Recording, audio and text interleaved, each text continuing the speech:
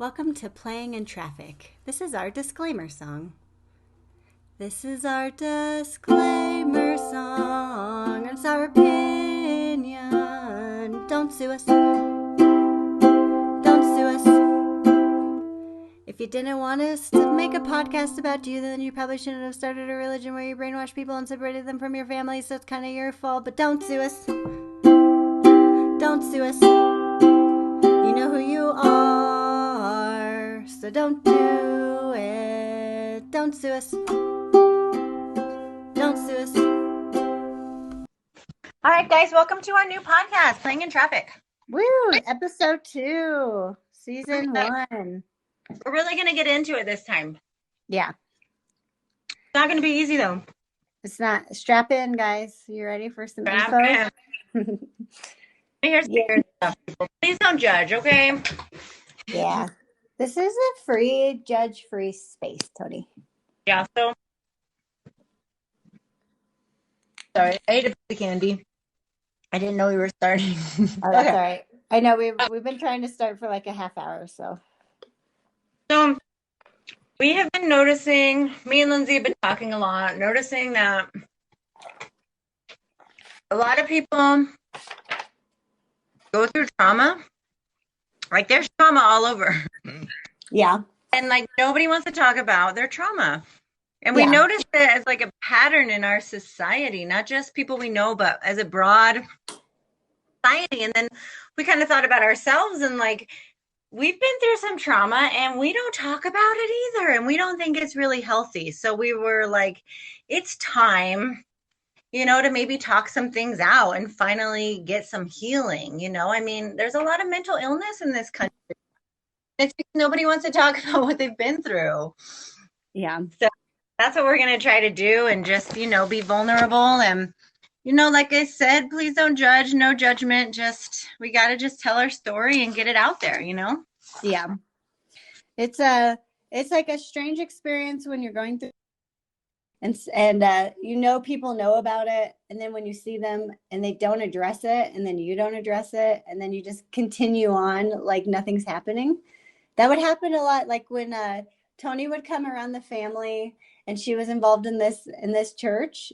I feel like that happened a lot, where like everybody was like really like concerned for her, wanted to like address it, and then when we were all around each other, it was like, how have you been? And good, how have you been? And this kind of like weird, and it's not just with the church, but it's like we're seeing it in like all aspects of our personal lives, but with everybody. But it's such a weird thing that we do as humans. It's like, actually, like, I'm really stressed and I had a hard time getting out of bed today. Like, how are you? I don't feel fulfilled by this commercialist, like, fake society that we've made for ourselves. How are you doing? And everybody kind of feels actually the same way, but we don't talk about it. It's very weird. We're all weirdos. It is. And so I've never really talked to anybody. I mean, this is like the first time I'm really like, and so it's going to be really nice, I think, to like get it out and express how I just want to express my story. I don't want to talk for anybody else. I don't want to, or anything like that. I just want to speak for myself, because what is really weird feeling is that I feel like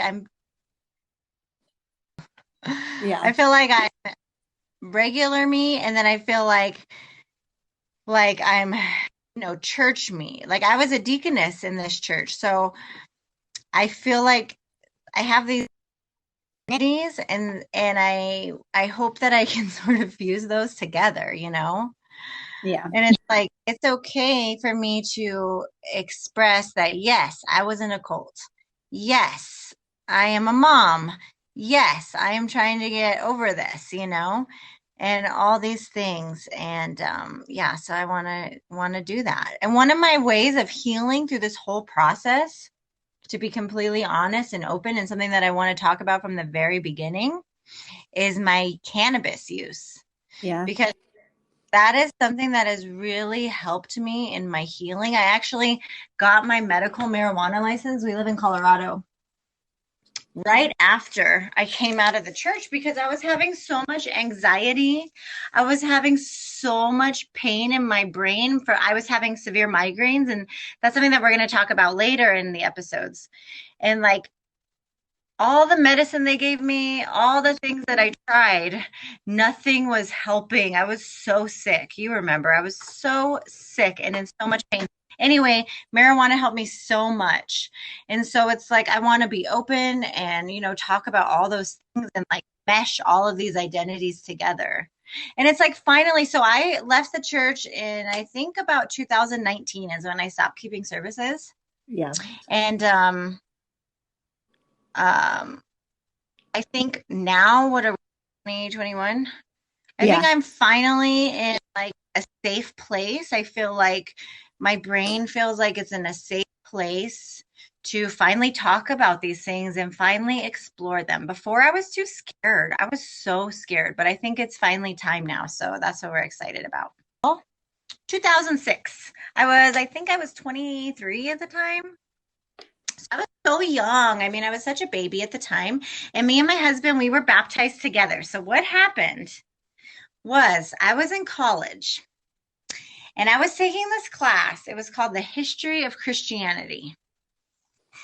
And at that time, I was looking for a church. I was like reading my Bible because we believed in Jesus. We grew up believing in Jesus and believing in Christianity, but I didn't have a church. And I was like, I want to be around people that believe in God. And I was also in this really interesting Christian class. And so one of my really dear friends from high school called and was like, you have to go to this church. You have to go to this church. You have to do this Bible study. And I was like, oh my gosh, you're weird. But okay, I'll go. I don't know why. But he was actually somebody that me and my husband both really like respected. And we had a lot of spiritual conversations with him in the past. So we trusted him a lot. And this person is very charismatic and very loving. And it's somebody that I still to this day respect and love a lot.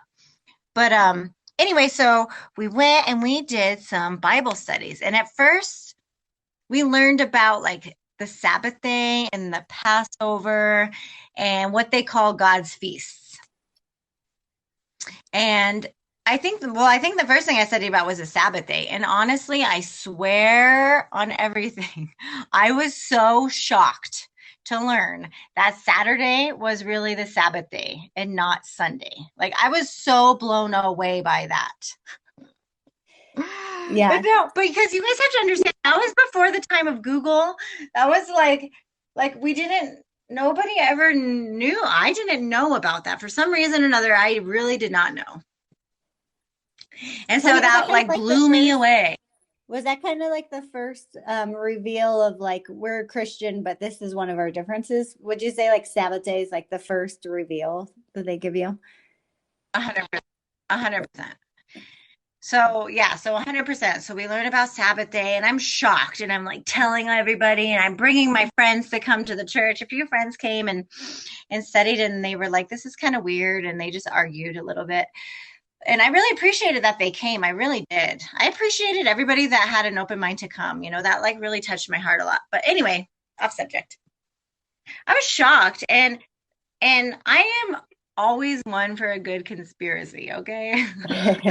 So to me, that was like the ultimate conspiracy. And that was the whole thing is like Satan is tricking the whole world. So let me just kind of give you a broad idea of like the ideas of the church. So the whole idea was that Jesus, and like I said, I don't want to get into doctrine. I don't want to get into Bible study, anything like that. But I think it's important to kind of have an idea of the foundation of what they believe is that Jesus and his disciples kept God's commandments. And, from the Old Testament to the New Testament shows proof that, we're supposed to keep the Sabbath day and all of God's feasts and all of God's commandments, especially Sabbath day and the Passover. But there's 7 feasts that happen 3 times throughout the year, and we're supposed to keep those. God's people have to keep God's commandments to be blessed. And but after Jesus died, Satan came into the world and like changed all of God's laws. But when you look in history, like this actually happened. And so this was a thing that really like got my attention, and I really was surprised by and really drew me in was like during the Dark Ages, there was the Roman Emperor Constantine, and during the Council of Nicaea, a lot of like the Sabbath day was changed into Sunday because they worshiped the sun god on Sunday, the pagans did. And Passover was changed into Easter, and a lot of things were changed. Christmas was introduced, and Christmas was originally, used to worship the sun god, the birth of the sun god. So I don't know, it was so crazy. I was so taken back by that. I just could not believe it. I was in shock. Like how could the whole world be deceived for this long? And so for me, that was really like what drew me in and really surprised me. And so we got baptized. And then it all just, Can I speak to the baptism part? One of the frustrating things as a member or as a family member yeah. is that I wasn't allowed to go to a service until I was baptized. And so I would want to go. I was always like not wanting to be a part of the church, but like wanting to like investigate it and like learn as much about it. And so they would let me do Bible studies with them throughout these years. But I could never like attend a service until I got baptized. And that for me from the outside was like the first red flag of like, this is kind of weird. Like, why can't I just come on a Saturday and sit in the back and not participate and just kind of like listen to what you guys are saying? So being baptized is like your first way to be able to even attend a service. Like you don't even get to go to service until you're And see, baptized. that was a long time ago. I honestly don't know what they do anymore. Yeah. So I can't say now, but it's That's because, true too. We're also you know, finding out that a lot of stuff has changed. And yeah. so this is fascinating because we have a perspective of what the church was doing like 15 years ago Yes, versus like they might not be doing this now, but I remember all of these things like being the red flags and then like the parts of the church that like made me feel like uneasy about it. And so it's kind of cool to see what they've changed and what they're like pretending they didn't do. right. So I want to definitely talk about that, because we're going to talk about like control of information and about why they do things like that. Yeah. Uh, yeah. So after we got baptized and then we were just members and we were just became fanatical immediately. Like you just become so passionate and you get so excited for the Bible study. So, we spent years and then we got baptized in 2006 and then we had our firstborn son in 2007 and we also got married in the church in 2007. And we'll talk about that in another episode if you'd like, because we got married in the church and that was an, interesting experience. Yes, it was. And so then after that, we just really like did a lot of Bible studies, spent a lot of time at church. And then I was able to go to Korea. So the church is actually founded in Korea.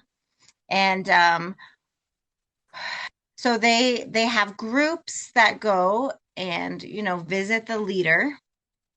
And I was able to go in 2007, and then I went again in 2009. And then in 2011, I became a deaconess.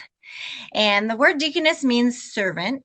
Deacon and deaconess means servant. So that was literally, we were serving the church, and my husband became a deacon. And then right after that, pretty much right after that, we moved into our main church in Denver. And then we lived in the church. And like I said, in the future episodes, we're going to talk about all these things. And then we became church leaders in 2 different locations around the Denver area in about 2012, 2013.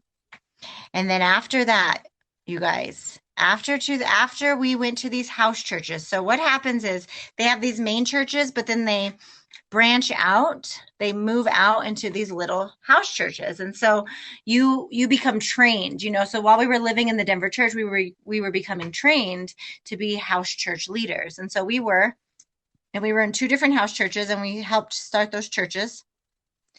And we came back, and immediately after we came back, my body was so sick. Like I got really sick in my stomach.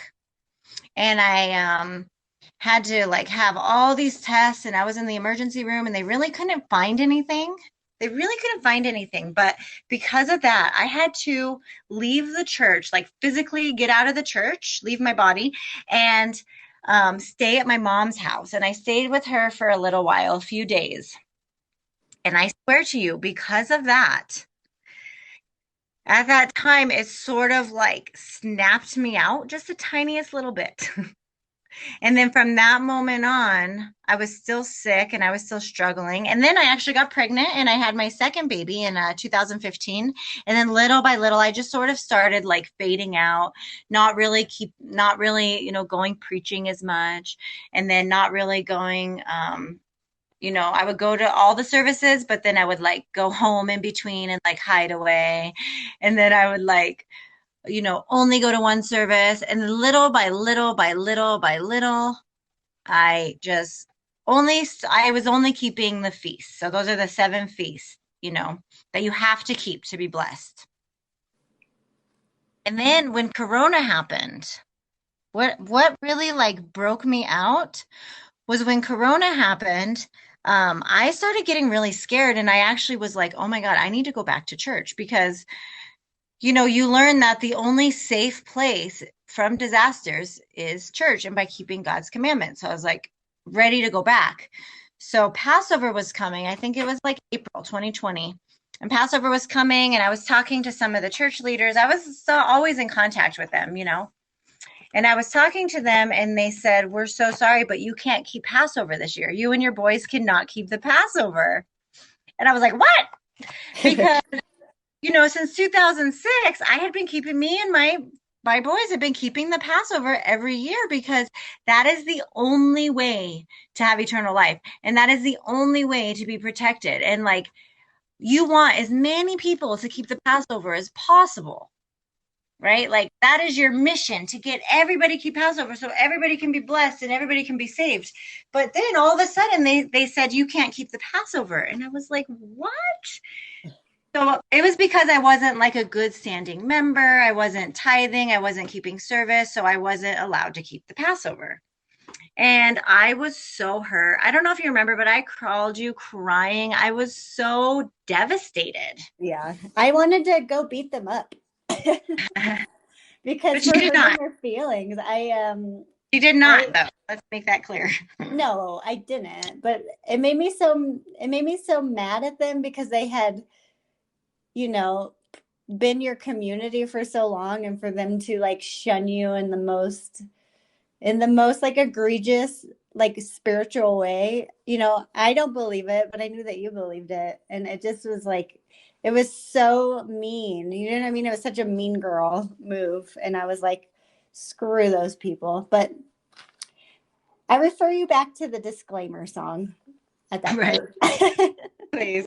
Yeah. So I was just really hurt, and I was really scared because I was like, oh my God, if I can't keep the Passover, if me and my babies cannot keep the Passover, how are we going to go to heaven? How are we going to be saved? I was really like, it was a really mind blown. Like I really felt, that word. Why can't I think of the word? Betrayed. I felt betrayed. Yeah. I felt like, why isn't God's grace still allowed to me? Anyway, so after that, I was like, I don't think this is right. I don't think that God would block God's people from being blessed. I didn't like it. And so that was in April of last year. Yeah. And since then, we've been talking about, I've just been trying to find different ways of healing. And we're going to do a whole episode about that, about yoga and cannabis and just different things that I found. But so it's just been a journey since then, since last year, and I'm at a really good spot now. And I'm so thankful. I'm so thankful for my family and for my friends and, for this platform to be able to speak, and also for the former members because they've been really brave to speak, because this is a really strong church, and they sometimes have a tendency to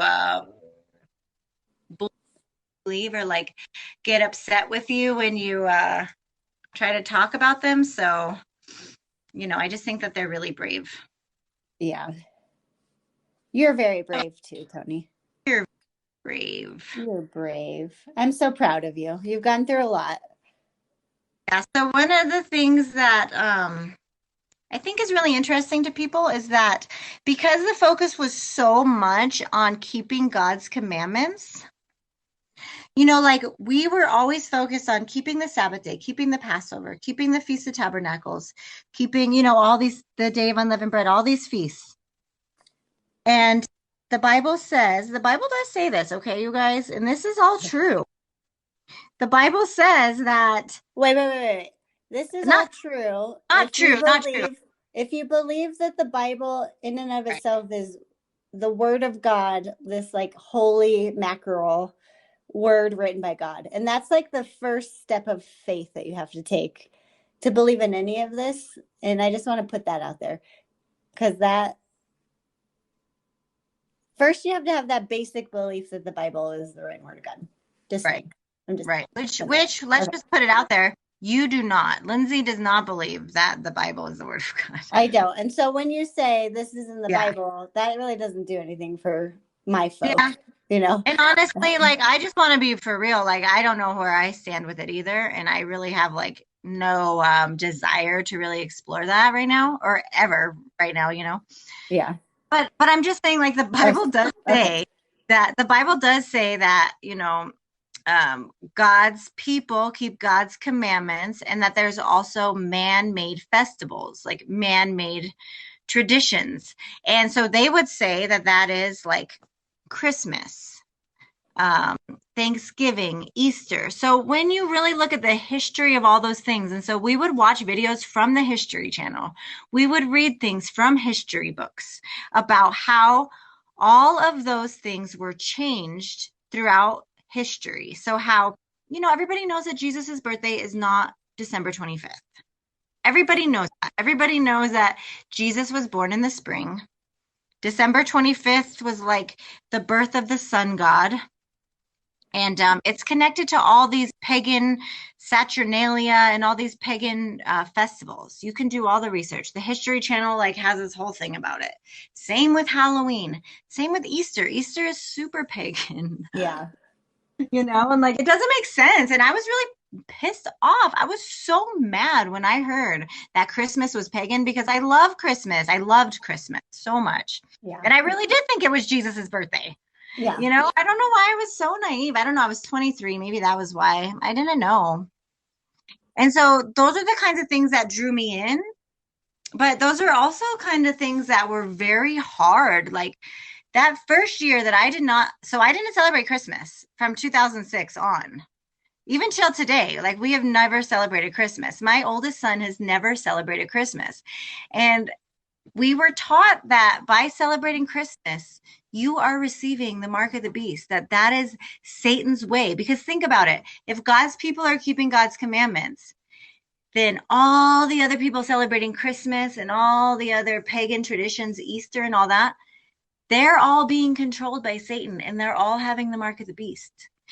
And I don't know why, but that made sense to me at the time. And so we were terrified to anything that had to do with Christmas. We didn't want to like have Christmas dinner. We didn't want to have anything to do with presents. Can I share one story about cleaning Grandma's house? Do you remember this? I do not. They were you guys were so afraid of Christmas. We went to help Grandma when she hurt her neck, clean her house. Yeah. And you would not even go into her Christmas decorated room. You wouldn't even touch the Christmas decorations because you said you don't want the mark of the beast. You don't want your hands to light on fire. And I'm sure you meant that metaphorically, but at the time I was making fun of you because I just imagined literally you thought your hands would light on fire. Like you were so intense about it. You were so serious and so real. And you were like, I will clean the bathrooms. I will clean every other part of this house, but I will not touch the Christmas room.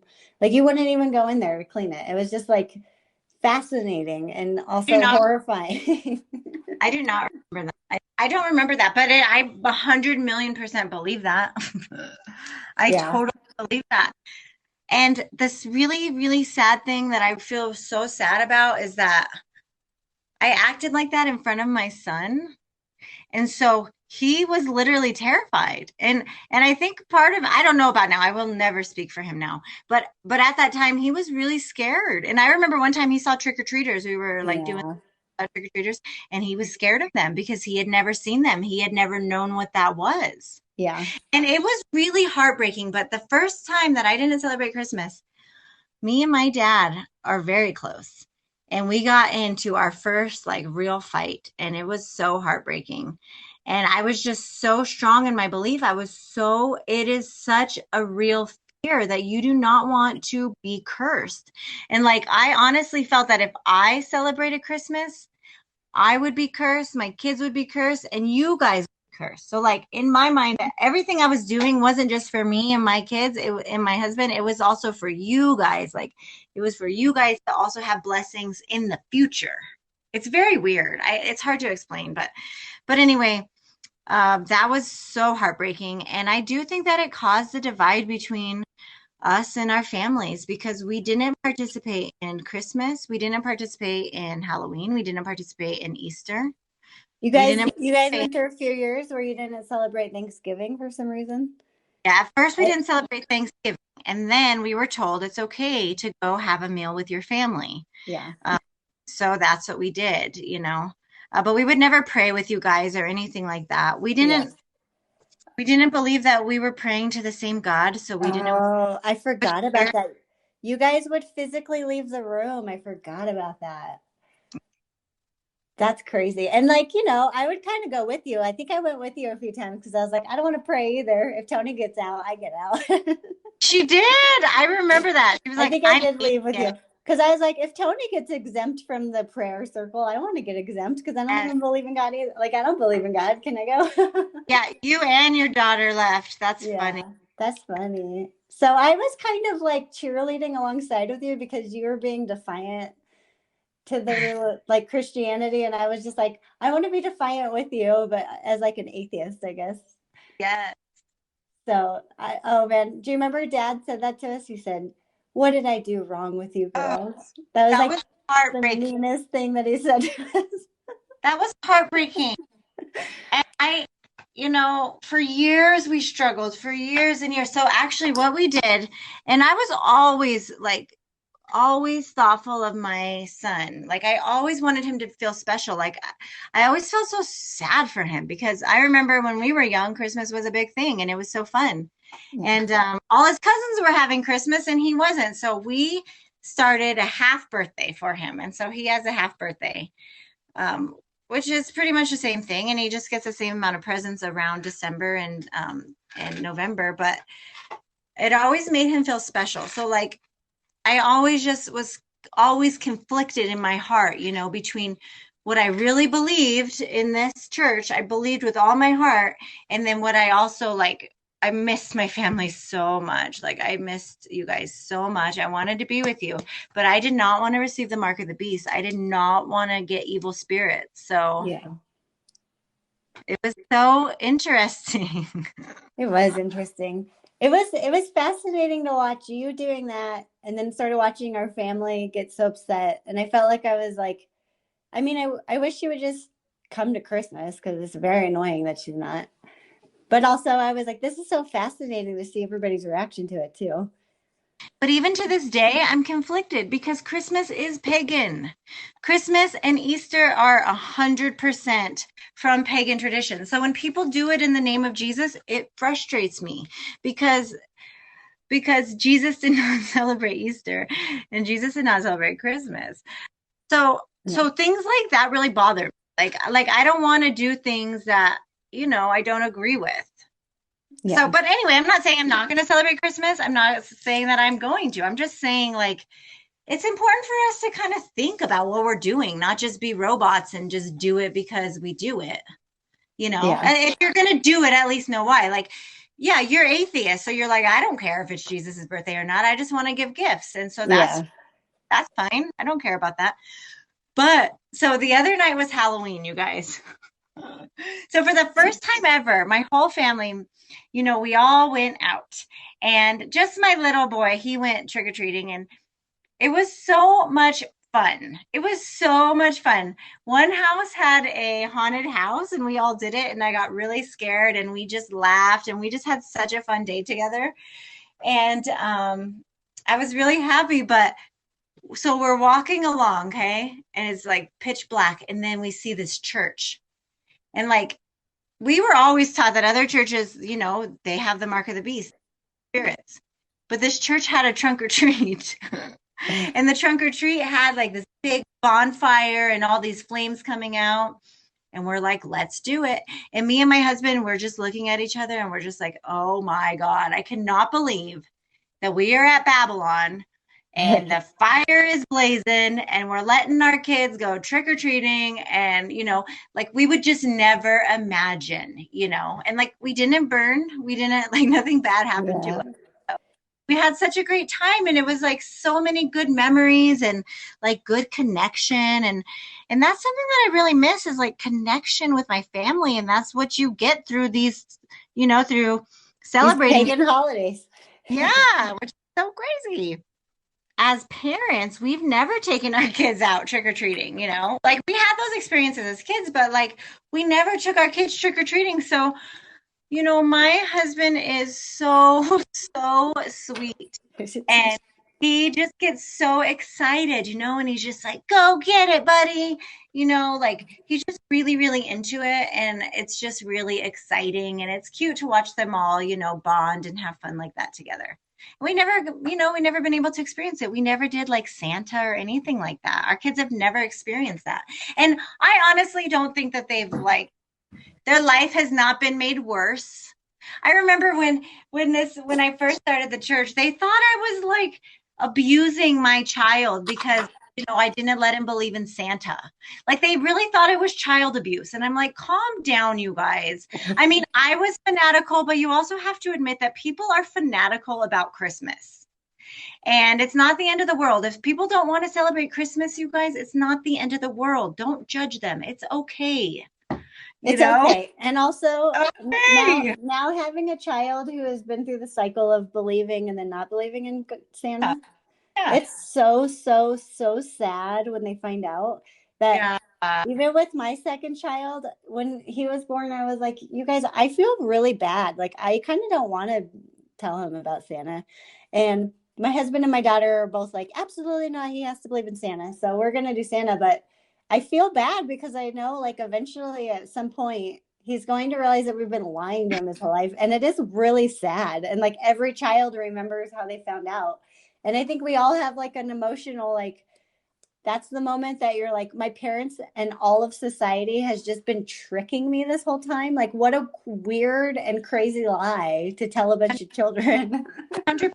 That's why, like, my oldest never believed in Santa, and I never really felt bad about it at the time because, like you said, it was so rude. Like, I didn't want to lie to my kids, especially if you're gonna get the mark of the beast. Tony, one thing I remember about Oh, believed in Santa, your son didn't. He used to tell her yeah. that Santa was Satan. So it wasn't even so much that he didn't think Santa was a real person. I think in his little kid Right. brain, he thought Santa was real. He just thought Santa was like a bad character in the story. And I always thought that was interesting because I was like, well, at least he's not telling her that Santa's not real. He's just kind of scaring the shit out of her. Because he's like, Santa is Satan. It's bad to believe in Santa. He wasn't like, Santa's not real and your mom's lying. He would tell her that he was bad. And I just thought like that conversation was always so fascinating. I was always scared, like I was gonna get a phone call, like my kid was telling everybody that Santa wasn't real. But it sounds very strange, but when you're in it, it makes so much sense. And it still does, not to the extreme of like you're gonna get the mark of the beast or like you're gonna be cursed because you want to like spend time with your family and exchange gifts. But it is pagan, so it is what it is. It is pagan. But what's nice about being an atheist is you just don't care. Don't care. I don't care. Christian, pagan, Buddhist, whatevs. I like making gifts for people and giving gifts, so whatever. I'll For do sure. For sure. it. Yeah, so it's kind of nice now to like make new memories with Yes. my and another thing that really makes me sad is like I missed a lot of time with my grandparents on those things because like oh my gosh, you guys should see our grandma is like loves Christmas, okay? Loves And it. so I missed so many years. I was there from 2006 until now. I've never celebrated Christmas. The past few years I've been going to Christmas, you know. Yeah. Um but I'm finally I don't think I'm really scared anymore, so but I just feel sad that I missed some of that time with my grandparents because you can't get that back, you can't get the time back, and that's what does make me sad. But what can you do? You live and you learn. That's why I'm here. I went through it so you guys don't have to go through it, okay? Yeah. Please learn from my mistake. Please listen to my story and I will teach you how not to join. Okay? Yeah. And I'll so give you step-by-step instructions. you did a Because good job balancing too. I mean, you made up for it. You knew that you were missing out on stuff, and you would come. You would like make an effort to come after we celebrated Christmas. Like, I'll come when you guys are done opening presents and stuff. Like, you guys right. did a good job at doing that. You We stayed involved. I mean, there was maybe like 2 full actual years where like you legit were like excommunicated yourselves, for the most part.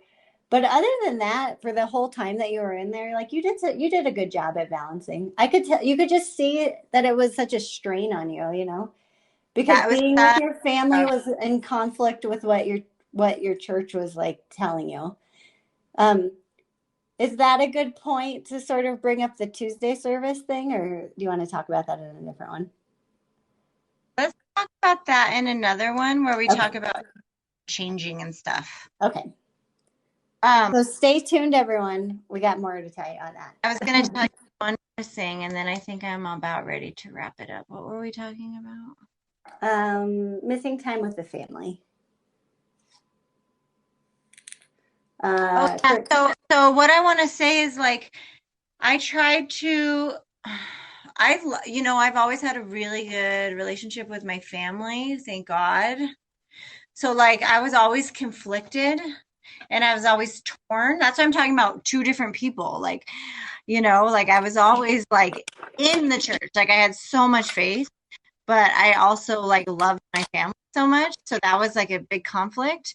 But I want to talk about in a later episode, I want to give advice to family members because I feel like there's there are people in the church who totally cut themselves off from their family and the family cuts themselves off from them, and those are the kind of people that can never get out. Yeah. So I'm excited to like share some advice and some stories for family members and kind of like give them some comfort and give them some advice on what to do, so And what that not to do, right? not From yeah. being a member and seeing what worked for you and what made it worse for you. Exactly. Yeah, for sure.